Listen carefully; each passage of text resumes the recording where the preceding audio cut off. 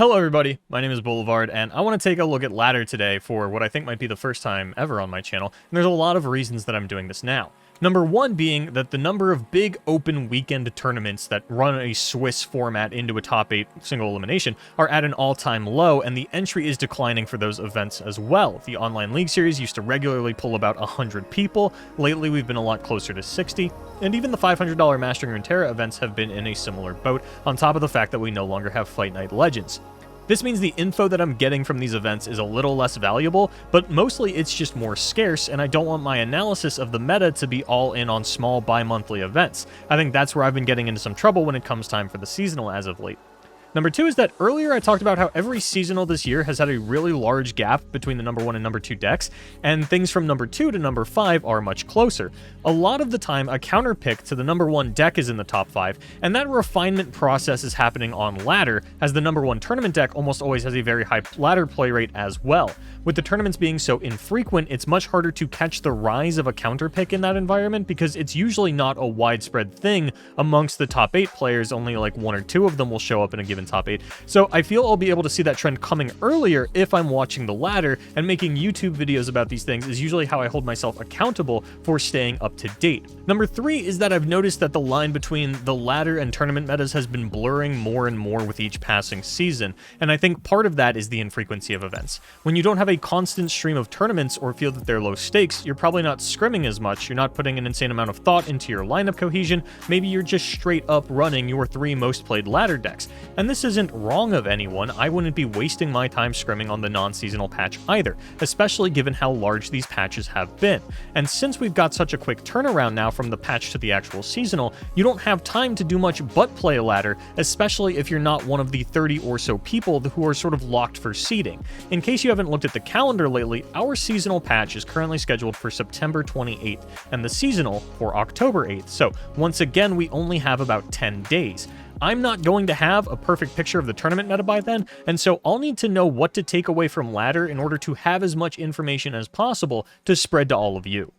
So I'm not really looking for like the optimal climbing strategy. My philosophy has always kind of been either you're good enough to hit Masters having fun or you're not. And this isn't going to be 10 minutes of me going over like the matchup charts between Pirates and Kindred Nasus and selling you on which one nets a higher LP per minute. As mentioned, I'm here to find meta implications. And what I'm kind of looking to do, I guess, is speculate a little about what's going to get hit as we head into the seasonal. And you might be thinking, Boulevard, chill. It's been like 3 days. It's way too early to tell. But need I remind you that we are just over a week away from Riot locking in the patch on the back end, as they do these things 2 weeks in advance. So I'm looking for high performing decks that rolled over from last season, as well as new decks that look like statistical outliers, maybe have too high of a play rate or a win rate or something like that. And I guess I'll just kind of give my take on everything. So we've got I don't know how many decks I want to cover, but I'll try to keep this brief. Basically, Pirates very rewarded for the LP changes. People want to climb to Masters as quickly as possible and get to a good camping point. Usually when a set drops on Wednesday, by Friday, I'm sitting around waiting for a third person to hit Masters on a given server so that I can compile the first 3 Masters players on each server, what decks they used, kind of get a little bit of insight into the early metas and the regional differences. This time around, on Friday, we already had 36 Masters players, and today, Monday, we already have close to 100, and you need to gain as much LP as quickly as possible so that you can get to a good camping point and have a 7-2 seeding for the seasonal. Don't blame anyone for doing that. Is this deck too strong?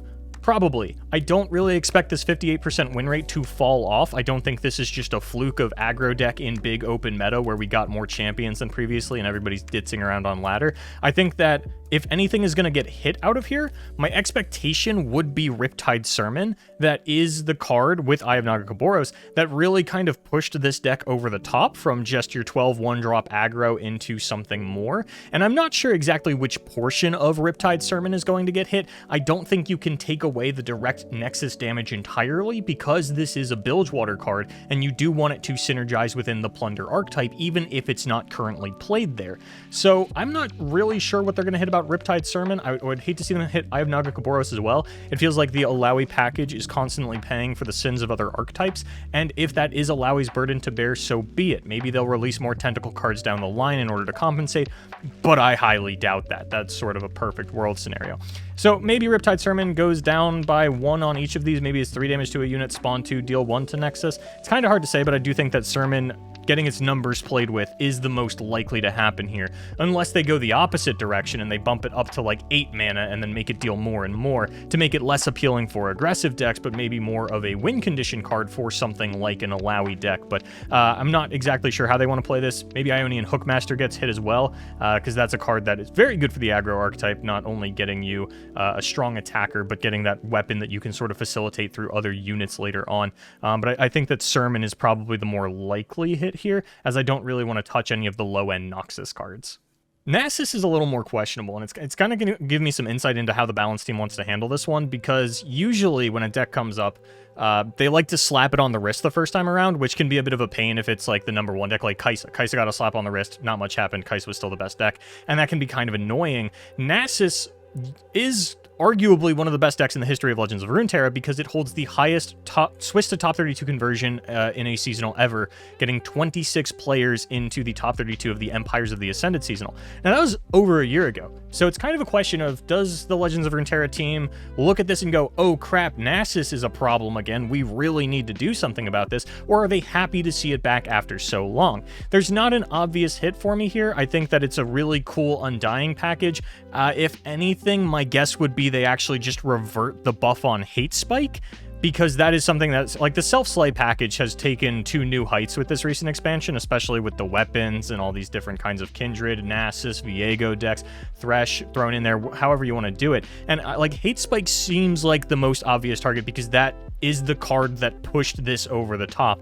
And the deck might be fine without it, might not be. It's kind of hard to tell if this is something that just put it back on the map or if Hate Spike is doing as much heavy lifting as you might think. But you did get some new cards as well. So with things like the Darkened Halberd, you know, maybe that's enough that even if we do get Hate Spike back to 2 mana, the deck will survive. But if I had to guess on anything, I'd say this will probably get hit, and it will probably be Hate Spike. And when we look at Red Gwen, again, the only card that got buffed in this archetype recently was Hate Spike. Now, I think this was just more of a cool concept with people kind of putting together the Fallen Reckoner, Minotaur Reckoner Harrowing build and having this Eternal Dancer combo. I don't think this deck gets hurt nearly as badly as Nasus does if you decide to nerf Hate Spike. There are even some builds that aren't playing it at all.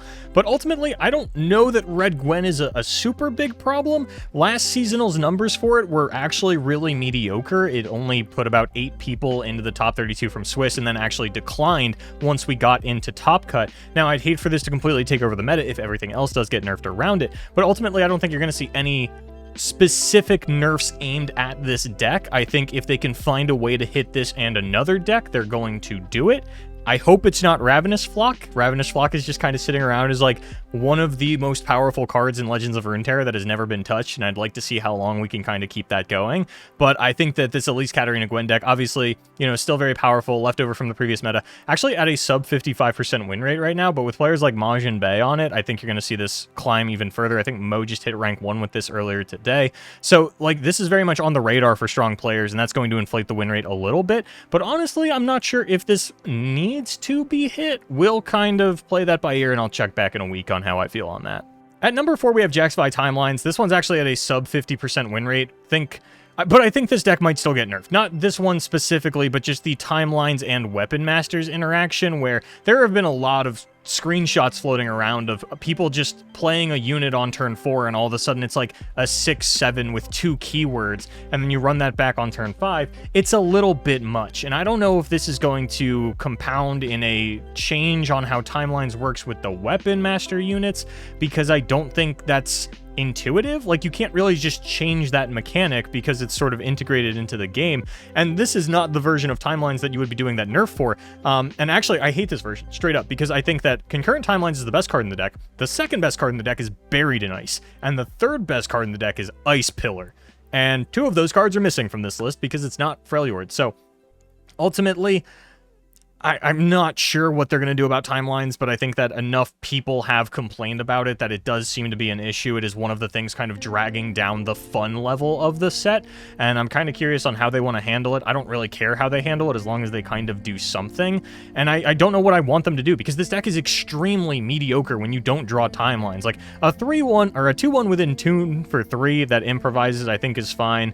The Combat Cook will usually end up as like a 5-3 with a keyword, or like a 4-5 or something like that, and even that I think is fine. It's just a problem with timelines itself, and I'm really curious to see how they actually are going to handle this one, but I would expect them to handle that specific interaction in some way, and that shouldn't do too much to Freljord timelines, which I'm fine with, and maybe Jack's timelines will still be viable after the fact, but like this build just feels too all in on the timelines for me. I definitely don't recommend it for climbing, as, you know, I think that's kind of where this sub 50% win rate is coming from. It's just like, if you don't draw timelines, your deck is so mediocre. As Kennen, 57% win rate, yada yada, nobody cares. Here's what we care about. This is an Eye of the Dragon deck. Now, I got changed from 2 spells last round to Flow, which is 2 spells or skills. Mostly irrelevant change. Does not actually impact Ezreal Kennen at all, as the deck has no skills. In Nami TF, you get Twisted Fate as the only skill in the deck, and in Akshan Lee Sin, you get Lee Sin's Dragon's Rage as the only skill in the deck. But I think what people are going to be very concerned by, and I think this might actually be something that is concerning, is I think this is the first time that we have ever had 3 Eye of the Dragon decks on ladder, all at over 50% win rate. Because previously, the only one we really had was Zoe Lee Sin, and that's all we had for the longest time, and Drissoth would constantly meme on it as like this 47, 48% win rate ladder deck that was considered to be one of the best tournament decks of the format in a lot of given formats. Now, Zoe Lee Sin is dead with the Zenith Blade change, whatever, but the point is that that deck was really the only Eye deck we ever had. When Ezreal Kennen dropped, I actually don't remember if this deck ran Eye in the 4 days before it got hotfixed, but it certainly runs it now. But Ari Kennen, you know, sort of the one long-standing Ionia deck that we had outside of Zoe Lee Sin, I don't think actually played Eye of the Dragon. I think they dropped it pretty early on. Some people were on it, but for the most part, we realized that we just weren't really actually playing too many spells in a turn, so that got dropped. And this is the first time that we've had this many Eye decks, and the fact that they're all above 50% win rate is concerning, because it's a very frustrating card to play against, especially with Vestayan Disciple making it very easy for you to cycle through, because you don't need to Eye every single turn, right? Sometimes you only need to Eye on your defensive turns, sometimes you only Eye on your offensive turns. It's a very flexible card in that regard, so you don't have to actually constantly be pumping out 2 spells every single turn, and yeah, sometimes it's fine to take a turn off of the Eye. But I do think that there's a lot of hate for this card in the community, and the fact that we have 3 decks that are all centered around it and are all doing well on ladder, that I think is going to concern people. And I don't know that Eye is going to be the card to get nerfed, because what do you want to do this? You want to knock it down to a 1-2, put it in the range of Mystic Shot and Hate Spike? Do you want to up it to 3 mana? Do you want to take away the attune? There's a lot of different ways that they could go with this, and I'm not sure that it would ultimately impact the play rate of Eye of the Dragon too much. It depends on the direction that they take it, right? 3 mana Eye, that might even be fine. You know, it'll give aggro a few more legs to play against these decks, but ultimately I would, if this keeps up, like if we check back in a week and we still have 3 Eye of the Dragon decks, all above a 50% win rate, one of them even above 55, for sure, I would say Eye of the Dragon is getting nerfed. And I know a lot of you are looking forward to that, but that's my piece on Eye. I'm going to use this as an opportunity to just kind of talk about Kayn decks in general, because there are 2 things that I'm noticing. One is that the Kayn decks are not doing very well. You know, they're both at sub 50% win rate, both the Akshan Kayn and the Kayn Zoe. And I think that's all the Kayn decks that I know of, or at least have played against consistently. And my problem with the Kayn decks is just kind of a lack of top end. You know, if you're up against something like a Nasus deck and they just drop a Nasus, that can be very difficult for you to get over. And so I haven't really clicked with the Kayn decks. I've seen players succeed with them. I personally haven't had any trouble against them when I run into them, unless I literally get beat out by like the 6th Kayn, because I just kind of got resourced out because they drew all the Heedless Resurrections. But outside of specifically that, I haven't really had a problem with these. What I do have a problem with from a competitive standpoint, though, is the interaction with weapons and Akshan, where, you know, in the later stages of the game, if you have 2 weapons in your hand, you can just double equip something. Like, you know, overwrite the equipment, the first one goes back to your hand, play that second equipment again, and that will, especially with Buried Armory, not only heal the unit, because it's getting that extra 4 health again, at least I'm pretty sure it heals the unit, but what I take more issue with is the interaction between that and the Warlord's Palace. I think that Akshan already does a lot of cool things and is a great scaling 2-drop champion. I don't really like how turbo accelerated it can get if you just draw a couple of weapons and cycle them on the same unit over and over again, especially if that unit is Akshan. Akshan. You know, it's already got quick attack and all these things. So while I'm kind of fine with like the idea of the turn 3/6/6 Akshan with Buried Armory and Akshan, I actually think that's almost fine. I don't really like how you can just turbo through the Palace and the Horde and sort of abuse the more broken parts of Akshan that are supposed to have a drawback of, you know, using cards to accelerate the Palace to get replaced later on when the Palace pops and try to get you into a game-ending combo. Instead, now we're just kind of like blowing through it because I have excess mana, and it's not even that much excess mana. Like, it's 2 mana because all the weapons that you're playing are just 1 mana. Even Kane's weapon is 2 mana, and that's like the most expensive one that you're going to get. And like when Kane dies, the weapon goes to the hand. You can just throw that on units over and over again. So I hope that they do something about that. Akshan has been a top performing champion for a long time, and he's in a lot of different decks this meta as well. Akshan Kane, Akshan Lee Sin. What really surprised me though is when we go up here to champions and we go down to Kai'Sa, we actually only get Mono Kai'Sa and Akshan Kai'Sa, with Akshan Kai'Sa being the one that is performing much better. Sivir Kai'Sa is actually just completely off the map, as is any kind of split of Kai'Sa Akshan and Sivir, which might be the issue. Maybe people that are playing Sivir are splitting it with either the Akshan or the Jarvan, as 4LW did when he won the Americas Seasonal. So that's just something I kind of wanted to highlight, is like lack of Sivir with the Kai'Sa. But Akshan does have his fingers in enough pots, and honestly has dodged nerfs for a lot longer than I kind of thought he would. You know, maybe with the new weapon interactions it is time, but again, I'm not sure how you would want to hit that, because if you want to punish just the weapon cycling, then you probably either have to make equipments not count for that, which doesn't really seem the way to go. It's unintuitive to be like, oh yeah, you know, I'm targeting my unit with this equipment, but also it doesn't count as targeting for Akshan's purposes. That doesn't make any sense. And I think upping the countdown is a little bit too much of a burden on every other Akshan deck, but I do think that maybe that interaction isn't necessarily a problem right now, but this isn't the last set we're going to get with equipments, and I think that it is something that could very well be a problem down the line. So I'd like to kind of nip that in the bud a little bit earlier. I'm not going to be too upset if they don't do it. You know, if we do have to wait until there actually is an equipment interaction where this is a problem for them to go ahead and hit that, or, you know, they'll see it coming, right? Maybe they hit Akshan before that expansion drops, kind of like they hit Crackshot Corsair and Imperial Demolitionist the set before Jhin dropped. In their internal testing, they were like, okay, yeah, Jhin aggro is just too powerful. We got to hit some of these burn cards. You know, they'll look at that weapon interaction with Akshan and go, okay, you know, before we ship this to live, we have to do something about the Akshan Palace interaction with these equipments. So it's one of those things where, like, I think eventually something will happen. It could happen now. It doesn't necessarily have to, but it's one of those things I'm kind of keeping my eye on. Second to last deck, Evelynn Viego. I don't get it, man. Every couple of seasons, there's a deck that comes out and just nothing about it really makes sense to you. It's difficult for you to analyze. Like, you see a 58% win rate is a lot higher than I expected out of this deck. And then I play against it and I have almost no trouble with it ever, because like the Shadow Isle spells are a lot easier to play around. Like Viego without protection or revive spells doesn't really scare me. Rekindler's such a late game card for something like that. Like, yeah, it gets, you know, pretty aggressively postured.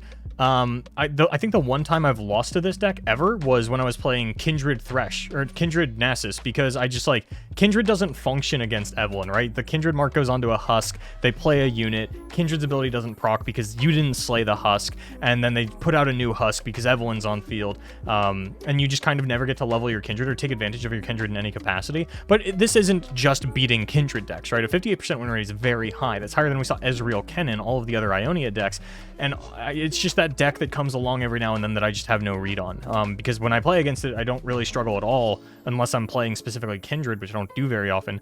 And I don't know. Like, if it maintains a 58% win rate, probably something has to get hit, and Hate Spike seems to be the overlap on a lot of these strong Shadow Isle decks that are, you know, poised for nerfs based on their win rate. So we'll keep an eye on that one. You know, Hate Spike's looking like it might be on the revert radar for the seasonal. The last deck that I want to talk about is Nami Nora Shellfolk. Now, personally, I hate playing against this deck because I hate having my time wasted, and Shellfolk does that a lot because they have to Shellfolk into the Trinket Trade, into the Otterpuss, into the Prank, and play it, and then pick a card out of my hand, and then the next turn, the second Otterpuss comes down. A lot of seconds of my life have been eaten away by Glorious Shellfolk. As far as the competitive standpoint, I think that you need to have a good reason to want to run this over any of the other Nami variants, be it Ionia or Shadow Isle, as we already have seen Broken Ball win a single elimination tournament this weekend with the Shadow Isle variant of Nami. Of course, Ionia performing better on ladder than this one. And the reason that you're going to find most often is just I like Shellfolk. People that play this version in tournaments probably could have played a different version of Nami and done just as well, but players really like Shellfolk. And I think that this deck might get nerfed. because, A, 52%, very high for a Shellfolk deck. This is supposed to be a for fun card. 52% is very high, especially when you factor in the fact that new players and just people looking to have fun are going to be very drawn to both Nora and Shellfolk. So this win rate should actually be like 45%, and then you should see good players on like 60%. So the fact that it's sitting at 52 is actually very high for a Shellfolk deck. Even arguably a Nami deck. But this is Nami's 3rd season in the spotlight. You know, Shadow Isle Nami was very good at the World Walker expansion. It was still a pretty good deck. I think it actually won the Americas seasonal for Forces from Beyond. So Nami is not immune to getting put on the chopping block. Again, this would be her 2nd nerf, and usually the second time they nerf something, they tend to gut it. But the first nerf was so long ago, you know, it was just after the World Championship that, you know, maybe it'll survive. But I don't know. Nami has been around a little bit too long, and you know, it's not oppressive. It's never been the best deck in a given meta. So I don't think it'll get touched, really, but it might get a minor slap on the wrist. It kind of depends on what happens to Riptide Sermon for this version specifically, but overall, I don't think you're going to see this one pick up too much. I think players are just going to continue on with the Eye of the Dragon version, and then if something happens to that, maybe we see this one skyrocket if it is the Eye specifically that gets hit. But for the most part, I'm not expecting this to really go anywhere. I just did want to point out that like 52% is actually very high for a Shellfolk deck. So this is something that I'll keep my eye on when I check back in a week. Anyway, that is going to do it for me. I hope that you enjoyed this or got something out of it, because again, I will be checking back on this next Tuesday right before Riot actually locks in the balance patch. I'm probably not going to check on it after that, because I could like look at the ladder and be like, hey, here are things that are really big, but until I actually know what the balance patch is, it's not really going to matter. So for the 2 weeks after, probably not going to do anything like this. Might check back in with it after the patch actually gets released. So thank you so much for watching. I've been Boulevard, and you have been great.